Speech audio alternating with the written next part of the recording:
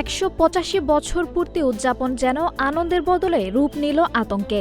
সাংস্কৃতিক অনুষ্ঠানের সমাপনী দিনে হামলার ঘটনায় পণ্ড হয়ে গেছে পুরো আয়োজন। এতে আহত হয়েছেন অন্তত 20 জন শিক্ষার্থী।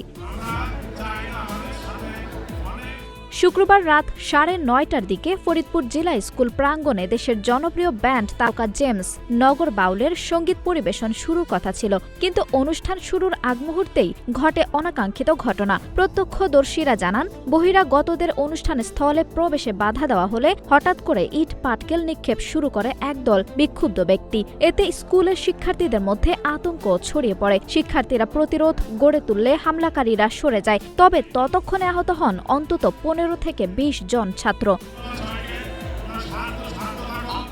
পরিস্থিতি দ্রুত উত্তপ্ত হয়ে ওঠায় রাত 10টার দিকে আয়োজক কমিটির আহ্বায়ক মুস্তাফিজুর রহমান শামীম মঞ্চ থেকে ঘোষণা দেন, জেলা প্রশাসকের নির্দেশে জেমসের পরিবেশনা বাতিল করা হয়েছে। বর্ষপূর্তি অনুষ্ঠানের প্রচার ও মিডিয়া উপকমিটির আহ্বায়ক রাজিবুল হাসান খান জানান, জেমসের অনুষ্ঠান সফল করতে সব প্রস্তুতি সম্পন্ন ছিল, কিন্তু হঠাৎ হামলায় শিক্ষার্থীরা আহত হয় এবং নিরাপত্তাজনিত কারণে অনুষ্ঠান বাতিল করতে বাধ্য হন আয়োজকেরা।